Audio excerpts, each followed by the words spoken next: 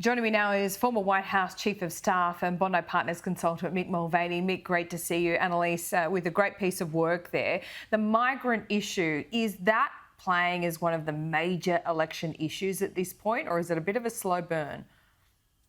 Yeah, by the way, that's a really, really nice piece that Annalise just did. In fact, I watch the news here every single day. That's one of the best pieces I've seen that sort of bring this issue home. The answer to your question is it's both. It's a slow burn and a rapid wildfire at the same time, just because of the number of people that we're dealing with. Break that down. And one of the things that Annalise mentioned, it's a school district that had almost 50% more children in a week. That's just Wow. bizarre. And no school system can handle that. So politically, this is driving a lot of the national debate. It's driving a lot of not only the presidential election, which you and I talk about every single week on this program, but down ballot senators, members of the House of Representatives, even governors. This topic is driving debate at just about every level in this country because of the sheer numbers. Yeah, look, that's true. But I was in Texas for the midterms, and I was on the border. I was in a place called McAllen, which is one of the biggest border crossing points.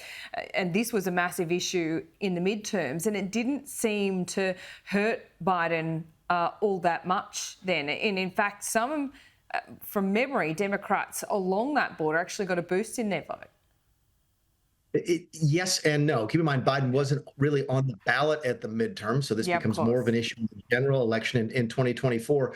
But what you just saw, and for folks who are not familiar with American geography, Denver is a long way from the border. It's in the middle of the country. I don't know. It would be from Uluru to Adelaide, probably, in Mm. terms of Australian geography. So you were at the border. Yes, the border has been dealing with this forever. It's a constant issue down there, day after day, going back 20, 30 years.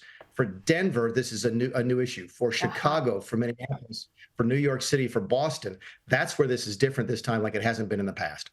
Yeah, that is a really good point, Mick. And so, yeah, the border towns, it's beyond that now. So, the governor who's been bussing these migrants right out, I mean, other states must be livid, particularly Democrat states, but it's proving his point, right? It is, and you can't blame the border states. Really, there's a lot of finger pointing Yeah. from the northern cities to the border states, but the border states' attitudes: look, this is a national problem.